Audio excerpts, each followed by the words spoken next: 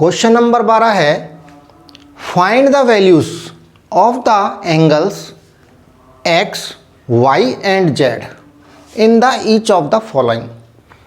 दो फिगर हैं हमारे सामने, दोनों में एंगल्स हैं एक्स वाई एंड जेड।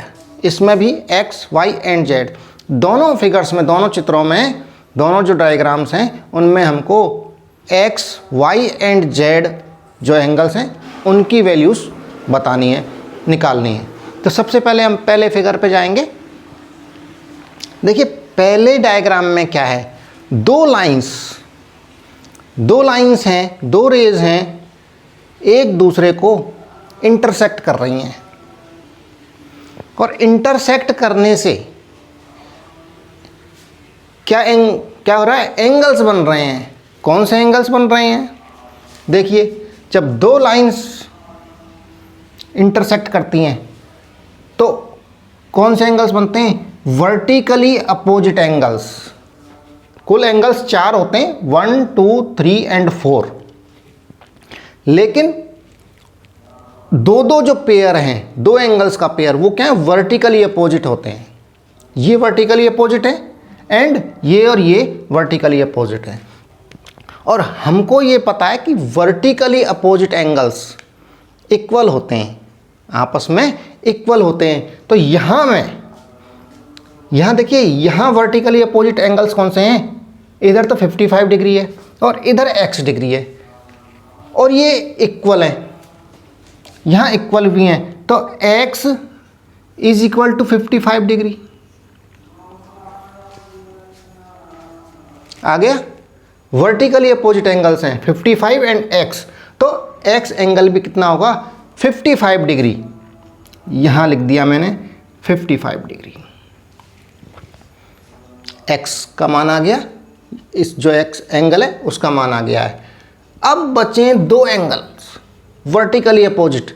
यदि एक का पता लग जाए, ये दोनों भी इक्वल हैं, y is equal to Z, और यदि एक एंगल का हमको पता लग जाए तो दूसरा एंगल भी पता लग जाएगा। तो यहाँ देखिए, इसका पता लगाने के लिए क्या करते हैं, एक ये लाइन है, ये लाइन मैं बना रहा हूँ, इस तरह की लाइन है, ये रेज हैं, ये दो, यहाँ पॉइंट लगा हुआ है। और ये देखिए एक रे यहाँ मिल रही है, कॉमन वर्टेक्स है, और ये रे यहाँ से निकल रही है। तो ये क्या हो गया? लीनियर पेयर हो गया, ये लीनियर पेयर। और लीनियर पेयर में आपको पता है क्या होता है, जो दोनों एंगल्स हैं ये पूरा का पूरा 180 डिग्री होता है, दोनों एंगल्स का योग।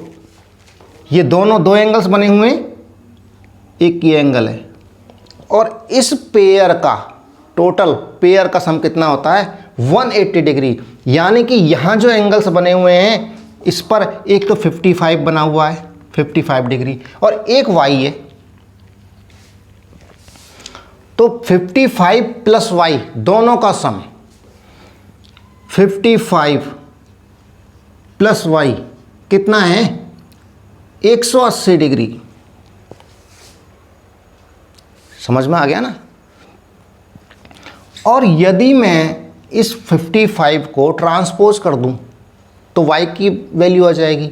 तो ट्रांसपोज कर देता हूं, 180 ट्रांसपोज होगा तो 55, 55 प्लस का है माइनस हो जाएगा। क्या आ जाएगा?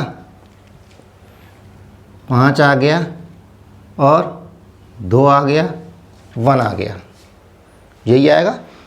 125 डिग्री आ गया y।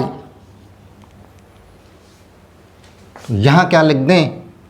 125 डिग्री। और जब y आ गया तो z भी आ जाएगा। क्यों? क्योंकि y और z दोनों वर्टिकली अपोजिट हैं। ये क्या हैं? वर्टिकली अपोजिट एंगल्स हैं। और वर्टिकली अपोजिट एंगल्स क्या होते हैं, इक्वल होते हैं। तो जब y 125 है तो z कितना आ जाएगा,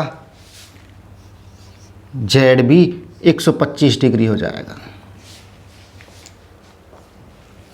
ठीक है, तो x आ गया हमारे पास 55 डिग्री, यहां लिख देता हूं मैं।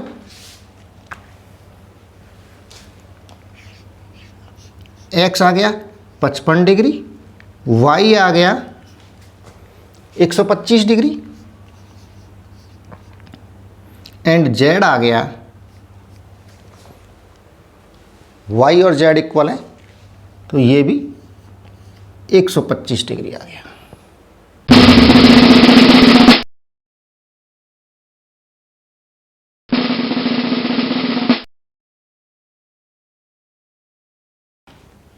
दूसरे डायग्राम में भी हमको x, y एंड z के वैल्यूज निकालने हैं।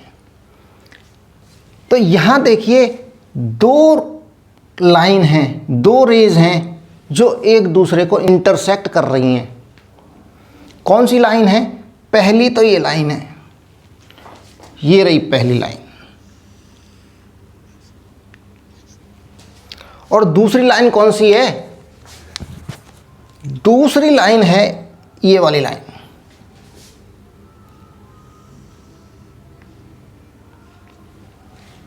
ये दोनों एक दूसरे को इंटरसेक्ट कर रही हैं। तो यहां एंगल्स कौन से बने हैं, 4 एंगल बने, जिनमें से दो दो के जो पेयर हैं, एक एक पेयर वो वर्टिकली अपोजिट हैं। कौन से, देखिए यहां 40 और यहां z।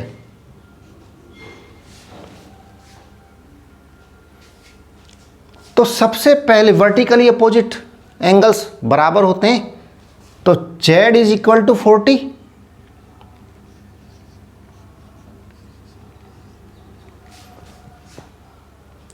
तो z की वैल्यू रख दीजिए यहां पे।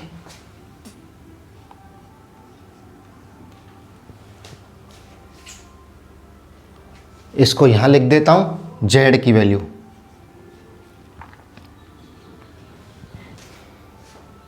z की आ गई वैल्यू। अब हम चलते हैं दूसरे जो वर्टिकली अपोजिट है, कौन सा है, एक तो y है और दूसरा क्या है, दो टुकड़े हो रखे हैं इसके, x एंड 25। तो ये पूरा जो एंगल है x प्लस 25, दोनों एंगल्स का सम है x प्लस 25।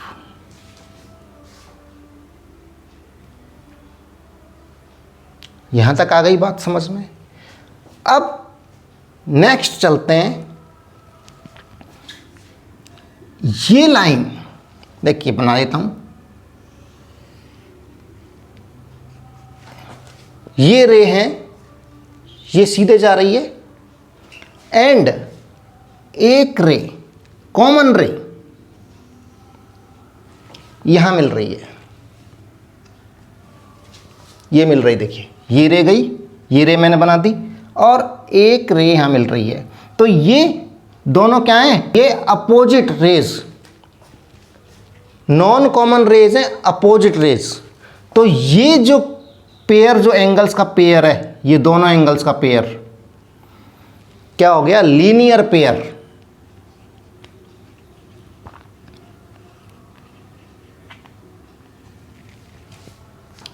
इसी तरह से का होता है ना, यहां 180 बनता है, ये जो एंगल है ये 180 डिग्री का बनता है। दोनों एंगल्स का सम, इधर का एंगल एंड इधर का एंगल। तो इधर का जो एंगल है, ये एंगल कितना है, 40 डिग्री, और इधर का कितना है, x प्लस 25। ये देखिए x प्लस 25, ये तो x है एंड ये 25, तो यहां पूरा बना लिया है x प्लस 25। तो इन दोनों का सम 40 प्लस x प्लस 25 कितना है, 180 डिग्री। यहाँ लिख देता हूँ x plus 25 plus 40 is equal to 180। मैंने दोनों एंगल्स का सम लिखा है। 40 degree plus x plus 25 is equal to कितना है, पूरा 180। और इसको जब सॉल्व करेंगे तो कितना आ जाएगा, 25 प्लस 40 65। तो x plus 65 is equal to 180।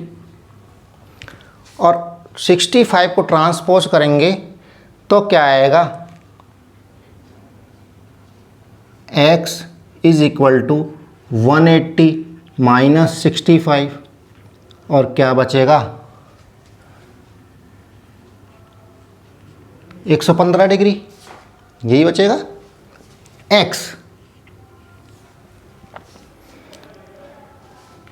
x जो एंगल है उसकी कितनी आई है, 115 डिग्री।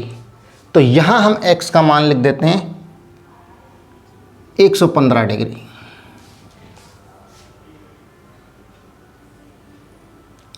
और x प्लस 25 कितना है, 115 प्लस 25। यहां देखिए y किसके इक्वल है, x की वैल्यू यहां लिख देते हैं हम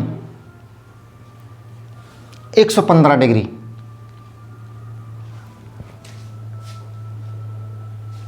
अब क्या बचा है, y किसके इक्वल है, x प्लस 25 के। तो यहां पर लिख देता हूं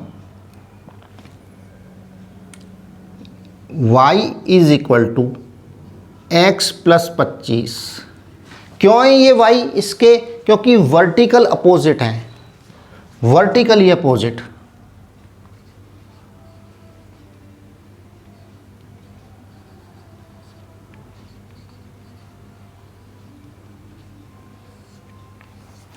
वर्टिकली अपोजिट हैं दोनों angles, y and this x plus 25। और x का मान हमको पता है, x की वैल्यू कितनी है, 115 प्लस 25 कितना आ गया, 140। y is equal to 140। तो y की वैल्यू यहां लिख दीजिए।